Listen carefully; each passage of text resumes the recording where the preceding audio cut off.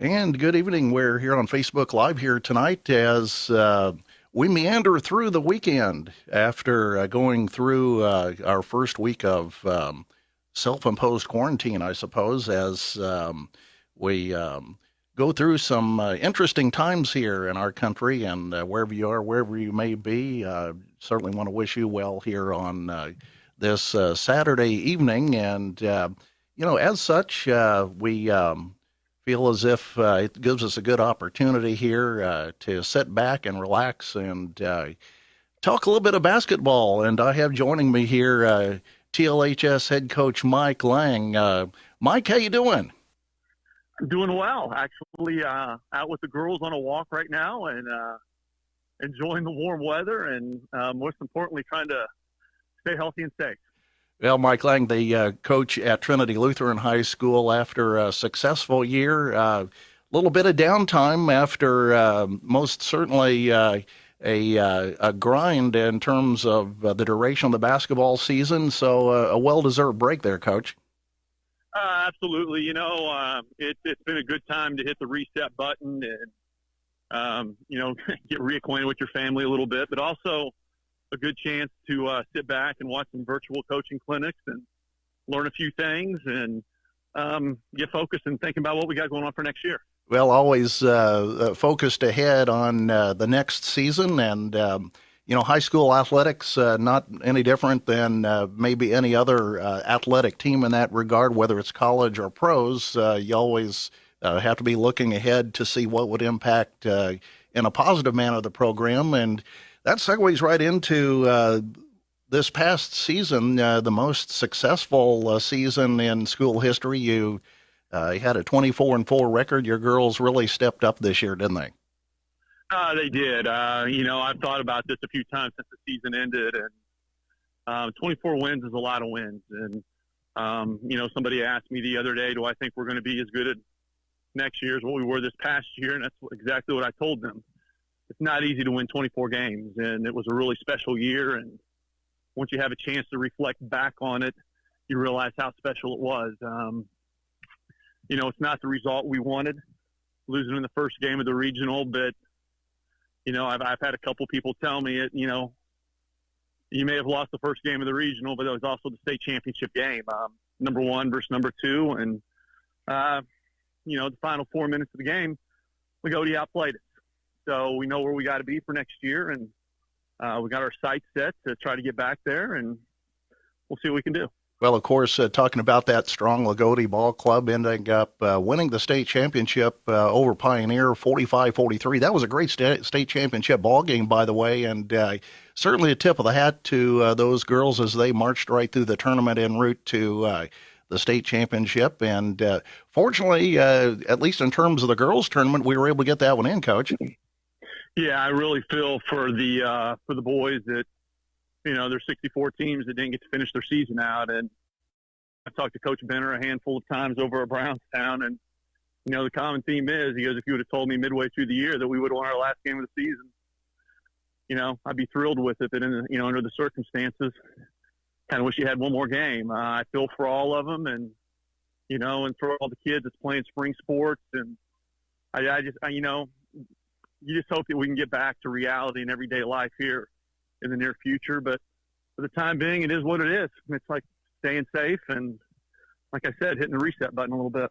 Talking here with TLHS head coach Mike Lang here on Facebook Live. Curt Nichols here as several people join us here this evening, and certainly welcome you all here to tonight's conversation as we kind of look back here again. The Lady Cougars sectional champions, they then open up regional play against the eventual state champion Lagodi as the Lady Cougars lose that ball game by a score of 61-43. We'll talk about that in a little bit more detail here as the conversation unfolds, Coach. But talk about this 24-4 ball club and maybe how it might compare to the 22-6 team, to the 22-6 ball club from the 2017-2018 season. That's a ball club that won the semifinal game in the regional and then ultimately gave way to a powerhouse team in Vincennes Reveille in the evening championship game of the 2018 regional. how we compare is, the two teams were very, very similar. In all honesty, I think where this team this past year had a little bit more of an advantage is we had a dominant scoring guard in Bailey Cabling. Bailey could go out and get 20 points on any given night. And, of course, back from the team a couple years ago, Sydney James was a part of that and a big piece of that down low, and she was a big piece of what we were doing this past year. Sid played a little bit more of a mid-range game this year. She was inside and outside. We were kind of moving her all over the place in order just to keep the defense on their toes and not seeing the constant double and triple teams. And then that kind of freed Hannah Sabotin up down low. It also gave us an opportunity for Kayleen Cochran. It was a sophomore, ran the point a lot for us this year to get some good looks and to get some more experience. So, overall, I thought we were a little bit better of a scoring team this past year. I thought maybe the 2016 team was maybe a little bit stingier defensively. It's tough to compete with the guard like Jody Gerker that you had that was, could really defend the perimeter and was just such a hard-nosed player. But, the two teams are very similar, and you're talking about a team that won 22 games and a team that won 24 games. Well, absolutely. A lot of similarities there in that regard. It's kind of funny you mentioned Jody Gerker. Jody's probably one of the most tenacious players that I think has come through Trinity Lutheran High School. She'll look up at you and give you a smile off the court and then just rip your heart out on the floor. Yeah, that's a pretty good way to put it about Jody. I'll never forget the night that she did that to Providence. I think we were 5 or 6 games into the season, and it was her tenacity on defense and then stealing a rebound and putting a game winner back up, and it just kind of carried over for her from that point. Well, that ball game propelled you on throughout the remainder of that season, and I really think that was the pivotal ball game for that year. Well, that second half was a good second half because we played bad that first half. Looking back a couple years later, I guess I can say that now. We didn't. We were bad the first half. We really came out and played solid basketball the final 16 minutes, and in all honesty, we walked in there against a really good Providence team, and we stole that ball game. Well, those are some games to schedule early, which certainly gives you the opportunity to see what you have and what you need to work on as the season progresses. Going back now to this past season, as you progressed, a whole lot of W's on the board. Of course, both the Lady Cougars coming out of volleyball state championship play, as was our second opponent on the schedule in Brownstown Central. That was a ball game played at the BAC on November 19th that the Lady Braves actually came away a 10-point victor, but that was a hard-fought ball game and one that really maybe on the front end of the season, you thought you might have had a pretty good chance to knock the Lady Braves off at that point of the season.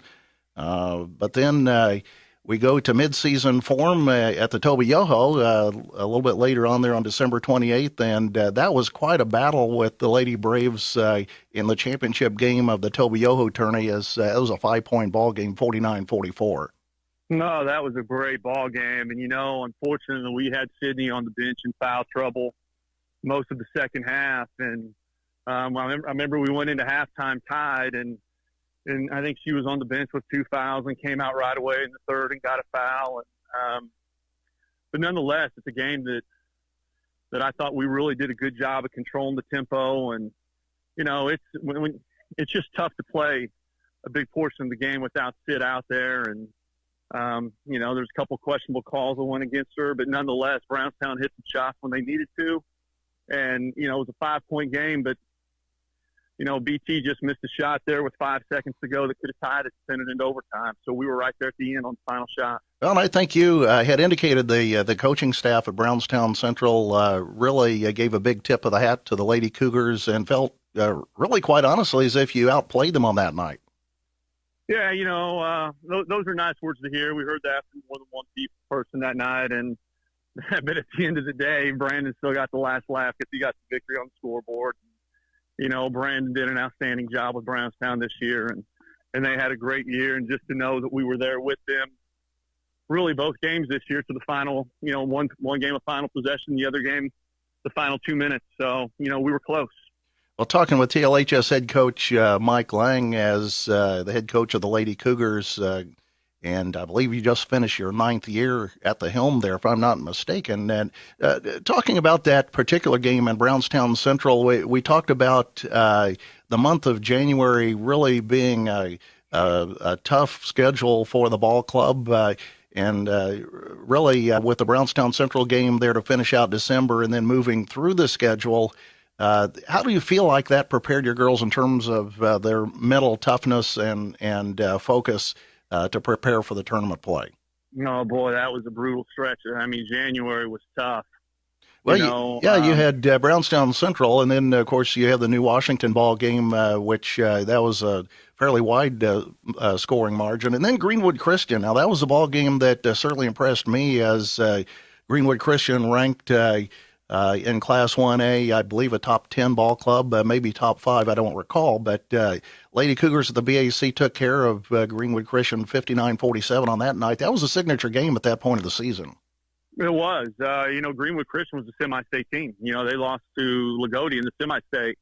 And, once again, it was Lagodi pulling away late in the fourth quarter to beat Greenwood Christian. There was a reason why we put them on the schedule. It's because we know the kind of the caliber of team that they are. They're solid. I thought that game that night we played probably one of our most complete, solid games of the year. We were strong defensively and limiting their three-point shooters.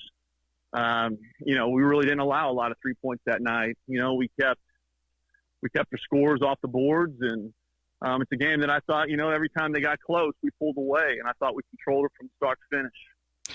Well, there's another game that jumps out every year on the calendar, and usually it's the first week or so into the month of January. Sectional 62 rival West Washington on the schedule. We played them on January 9th at West Washington. That was a 9-point victory by the Lady Cougars, 49-40.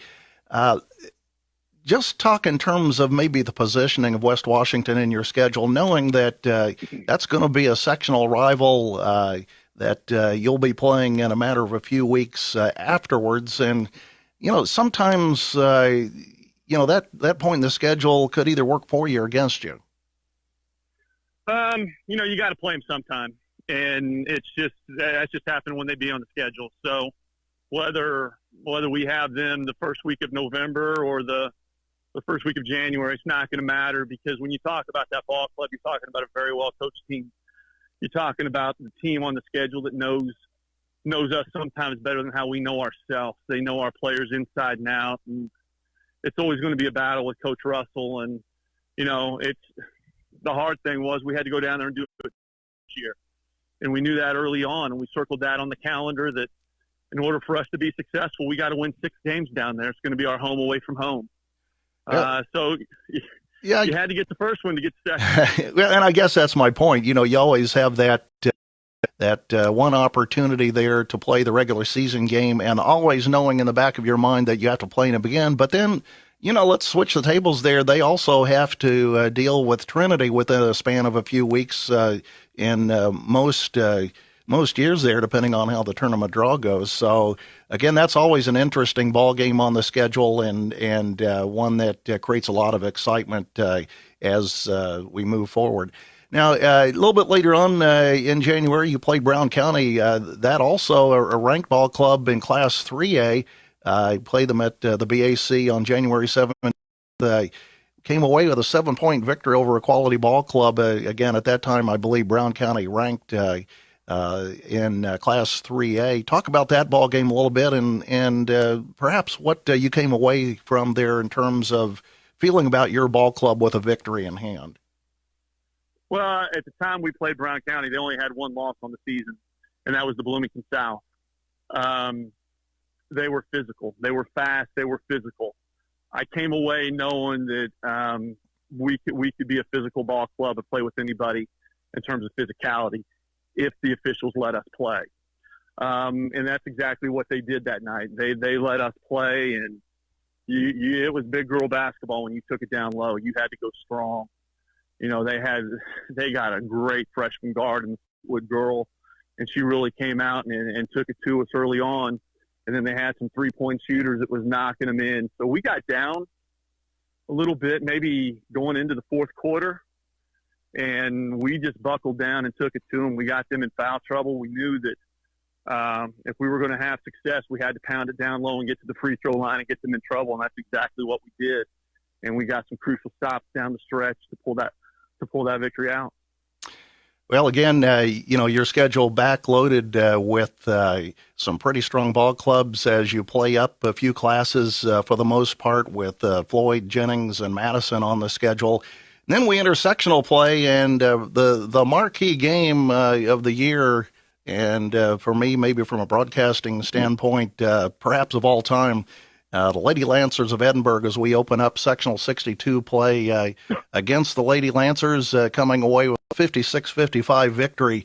Got a few things here for you to comment on here as we had several players step up in the final minute and a half here, and Caitlin Cochran in particular, she makes a big shot here.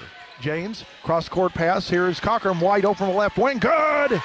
That's a 2-ball by Cochran as she makes a clutch bucket to pull Trinity back to within 4 at 52-48. Now, Kayleen Cochran has really grown as a ball player, Coach. I've really liked her development, and she really stepped up big time in that sectional victory for the Lady Cougars. Speaking of Kayleen, I'm walking right by her house right now, and there she is. Perfect timing. So what really happened at halftime was the thing that nobody knows is we challenged the coaching staff. We really challenged Kayleen at halftime. We went in, we saw that there was no shots being taken. She was really non-existent in the first half on the floor. So what we had to do was she never backed down from a challenge. And that fourth quarter, she got wide open looks because there was a ton of tension going down on Sydney, and they were really shadowing Bailey pretty hard. Kayleen stepped up and knocked the shots down. And, I know there was probably, 3 shots in the fourth quarter, that one, and then the next one she hit cut it for 1. Hit a big 3-ball. We'll play that one here in just a minute. But talk about Kayleen and maybe her development. She reminds me of someone that potentially could be a Jody Gerker-like ball player. When she came in as a freshman, that's exactly what we kind of labeled her as. Coach Seif and I, we had the opportunity to coach her in AAU coming up through our feeder programs, and that's exactly what she played. She played mean. She played aggressive. And, she kind of went through a stretch where she got a little soft on us, and we had to remind her she got a little soft on us. And I think late in the season she got her edge back, and she played really well. So I'm thankful we have 2 more years with her. Well, going further here along the lines of discussing that Edinburgh ball game, Emma Gerker makes a big play here that I think perhaps a big tie-up that created a possession arrow for the Lady Cougars. And Gerker comes over. She ties it up. It's a turnover.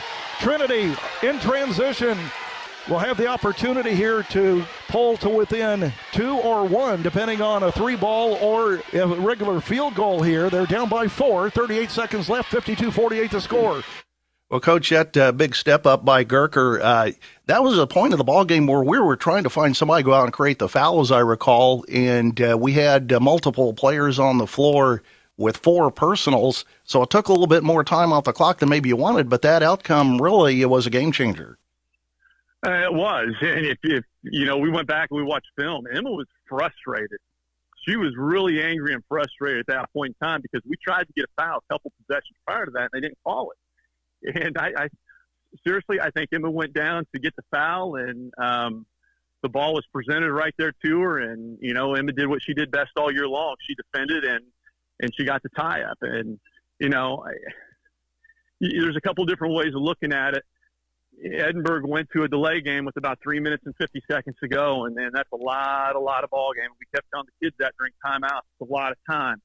Just keep valuing the possessions and keep attacking and take advantage of it when you can. And Emma took advantage of the situation and got the tie up and got us the ball back.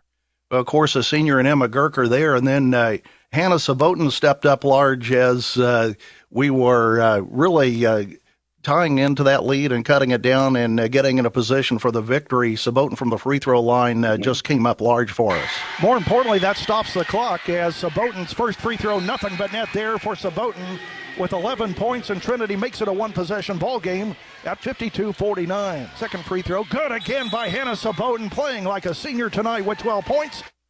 Well, Hannah is developed into an all-around ball player. Of course, we talk about mostly her rebounding abilities for the Lady Cougars, and in fact, rebounding-wise, I believe that she had more offensive rebounds than she did defensively for the Lady Cougars, which that really blew my mind as I was researching and preparing for this afternoon's interview here tonight. But Hannah's just a quality individual and an all-around great player who stepped up big there. She did. And, to step up there in that situation, and Hannah will be the first to tell you she's a volleyball player who plays basketball. She picks the basketball up during basketball season, and that is it. But she stepped right up there, and she knocked those two free throws down. And, it was probably the possession before that when we had the timeout. And Hannah and Sydney, I didn't even talk in that timeout. Hannah and Sydney took control of the timeout, and they were looking at everyone, their teammates, and said, "Every ball is ours. We're getting every rebound." And that's exactly what she did. She went and got that rebound on a second chance opportunity and did a nice job in a pressure situation, knocking two free throws down. Well, and again, focusing on the free throws, Coach, Hannah, quite admittedly, she'll tell you she struggled from the free throw line and struggled with her shot early on, and she really worked her tail off there and delivered two smooth strokes to, again, help the Lady Cougars cause that night. Fantastic. Hey, she nailed her right there. She spent a lot of time in practice at the free throw line, and more importantly, her and Sydney spent a lot of time working on her foul shot. They did a lot of one-on-one stuff together, trying to get her shot a little bit more smoother as the season went on. Well, Coach, big shot here by Kaylin Cochran. She hits a three ball for the Lady Cougars, and then it's game on. Now down the floor, here comes Trinity. 13 seconds left. Three ball on the way by Cochran. Good! Kaylin Cochran with a three ball. Trinity pulls to within one. 7 seconds left in the ball game. I'll tell you, if the hair doesn't stand up on the back of your neck after that, then something's wrong there. As again, Kaylin making her second big shot within about 45 seconds there for the Lady Cougars. It was just all confidence. She got her feet set, and we've seen this in practice all year long. She gets her feet set. She's got a smooth release, and she can knock it down. She's, this next year she could be a great third option scoring for us with Sydney and BT out there, and she's going to get a lot of wide open looks. She's just got to be aggressive to go after and get it like she did in that situation. Well, and then certainly after Destiny Ramey goes to the free throw line, I believe she misses the first of a double bonus and then makes the second, and that sets up the play of the game right here. It's a 2-point ball game. 55-53, tabling down the right side. Pulls up, three-point land. Good! Bailey Tabling gives Trinity Lutheran the win. A three ball at the buzzer. What a ball game here tonight. Well, I don't know if I did that play justice because it was sure electric down at West Washington as the Trinity faithful, again, just absolutely going bonkers. Of course, my focus on you as you had stunned disbelief momentarily there, Coach. That's a good way to put it, Kurt. We had fought so hard to get back, and to kind of put you back through from my standpoint was, Bailey turned the corner at half court, and that week in practice we spent a lot of time. She was frustrated, her shot was off, but she wasn't getting her feet set on her shot, and she turned that corner, and they backed off of her. And the first thing that ran through my mind is, oh my goodness, she's going to make this. And her feet was set, and she just buried it like it was like she was the only person in the gym. And, I got to tell you, it ranks up there with Mariah Nolan as probably the biggest shot that I've ever experienced in high school sports. Mariah's was to actually win a sectional championship, and BT was to get us to the next round. Well, that was similar to the Class 4A Seymour Semi-State that Warren Central won as the New Albany Bulldogs did not foul in the final moments there. I believe they went the length of the court with 5 seconds left and makes one. And it's one of those situations as a player where you're going to get in a defensive position, but afraid to foul, and the kid will blow right by, and all of a sudden things like that happens, and that's just one of the great wins in Trinity Lutheran Cougar history, and that propelled us on to regional play, and that was a good experience for the Lady Cougars taking on number one Lagodi. And I know you talked most of the week prior, leading up to that ball game, that it's a ball game that your kids belong in. Ranked top. Number one for a period of time there, number two most of the season, and going up against number one Lagodi. And for 3 quarters, it was just a knockdown, drag-out affair as both good ball clubs were going at it there for a regional semifinal appearance. Yeah, it was a heck of a game, and when we got the sectional draw, and then later that night the regional draw came out, and we saw that we were going to have to play them the first game. We knew it was going to be a battle. And it still hurts to kind of talk about it a little bit because, we were there. And not one time have we ever talked about the health of the team going into that week, where Hannah missed the whole week of practice, where, Emma Shepman blew an ankle out and could barely put any pressure on it. If it was a regular season game, she wouldn't have been playing. Every single kid had an ailment going on, but we found a way to suck it up and get out there, and we got down 12-3, and next thing you know, it's 12-12 into one, and 24-24 end of the first half. And I can't remember the exact possession of what happened, but I know we had just knocked a shot in and put us up by 3 going into what I thought would have been going into the fourth quarter, and they rushed it down, and the ball went out of bounds, and they hit a 3 at the buzzer to tie it. Well, here we are tied. Yeah, go ahead. Yeah, well, as I always do, I'll put a chart to the scoring in the ball game, and it just seemed as if that fourth quarter, everything most certainly went right for the Lady Lions, and there was just not a whole lot that we had left in the tank there as we got outscored in the final period 23-7.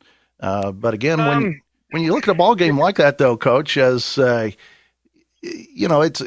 was a close ball game. I mean, it really doesn't tell the tale of the ball game, is my point there. And your kids certainly belonged, and I think represented the West Washington sectional with a very good quality ball club that was quite competitive.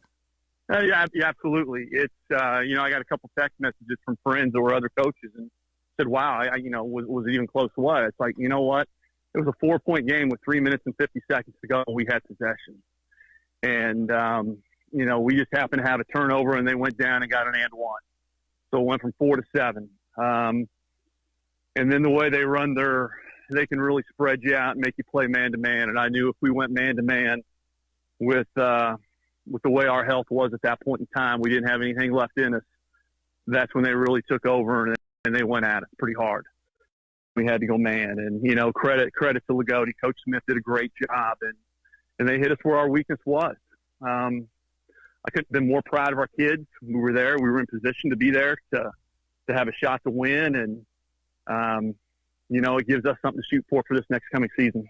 Absolutely. And let's go ahead and transition into that, Coach, as we look forward to the 2020-2021 season. And, certainly we'll get past what ails us currently. But how do you prepare in the off season from a coaching staff? And, again, we're talking with TLHS head coach Mike Lang at Trinity Lutheran High School, as he's the head coach of the Lady Cougars, who finished 24-4, losing in the finals of the regional to the eventual state champion Lagodi. Coach, talk about your assistants on the ball club. You have some really good help there at Trinity, and we really don't talk about them as much. So why don't you talk about them in terms of their contributions are, and let's give them a tip of the hat here this evening. Well, first and foremost, you got to start with the Hall of Famer and Donna Saul.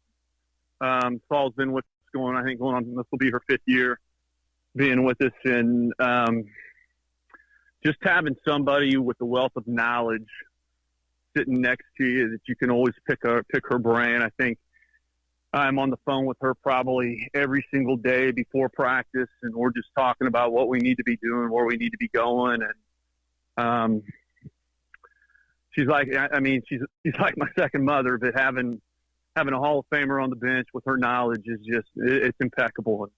And I knew for us to, as a program, to be more successful than what we previously had been, I don't want to be the smartest guy on that bench.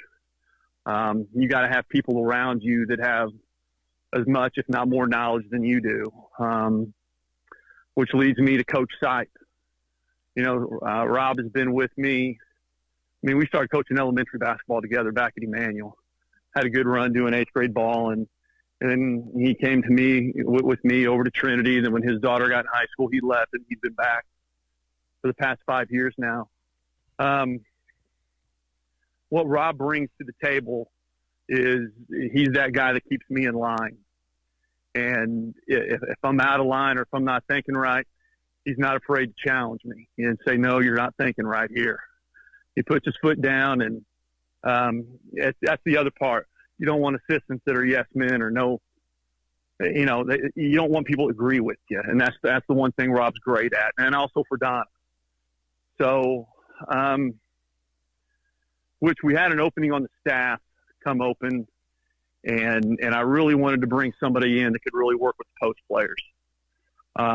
So Mary Ellen James was available, and she really didn't want to come on and having a mother standpoint on the bench of, being Sydney's mother, but she was her wealth of knowledge and what she did with the Sowers program while her daughters were out there was second to none. And and even talk about her playing days.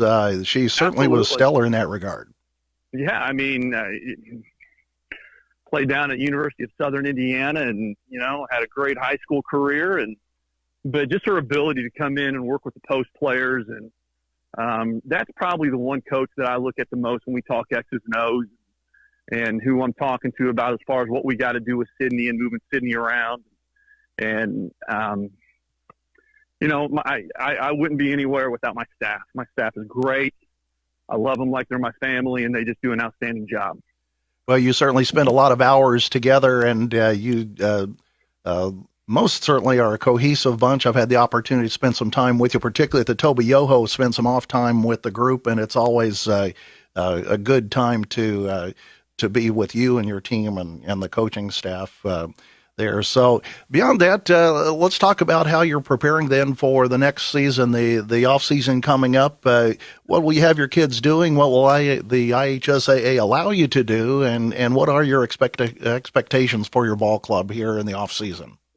Well, typically, the IHSAA will allow us to have open gyms as a team coming up sometime in May. And I'll be honest with Curt, right now with schools on lockdown and them being out of school, and who knows if they're going to get to go back to school. Right now, that's all put on hold. So this year, I can't answer that question because I really don't know. We got things put down on paper that we want to do, but typically we would start our open gyms in May, and it would lead into our June of where we go to, to some shootouts. We like to spend time over at Indiana University. We're going to go over and play in Coach Longemeyer's shootout here the first weekend in June. And then from that point, we were going to scatter it into a couple other colleges where we'd go get some games in. But, at this point in time, everything's up in the air. So, and everybody's in the same boat. So we really don't know what we're going to do from this standpoint. Hopefully we get the green light here and sometime in May where we can start figuring out and being a little bit more progressive as far as what we can and can't do. Well, a lot of kids, and particularly at Trinity, are multi-sport athletes. And, from transitioning from fall sports to basketball and then going into spring sports, a lot of different elements in the conditioning of the overall athlete comes into play. Is there any concern in that regard that your kids may not be quite as conditioned as what they might need to be as you prepare for the upcoming season? No, not at all. I mean, we want our kids to play as many sports as they can. They're only in high school one time.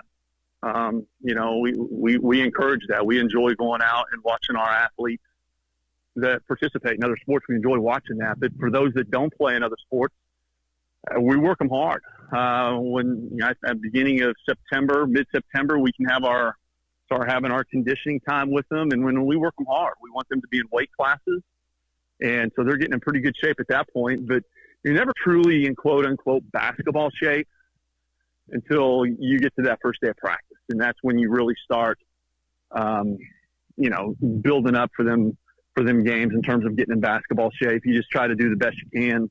And, like you said, you got so many players in other sports, you're almost kind of putting a Band-Aid on the situation, and you do most of your work once the season starts.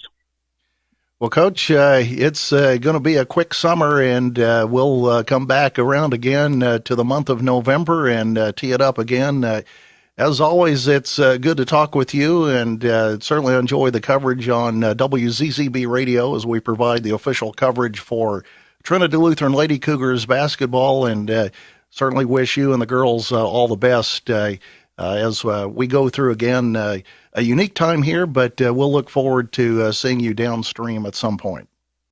Curt, I greatly appreciate it, and I hope if we do get to get back in the gym this summer, I hope you can make it to a shootout, and we even let you coach a quarter or two for us this next year. That way you can get a little bit more in-depth look of it. There you go. I appreciate all the support you do for our program and pushing our girls and our team. And, you're the best in the business, and we appreciate you. So thank you very much. Thanks, Coach.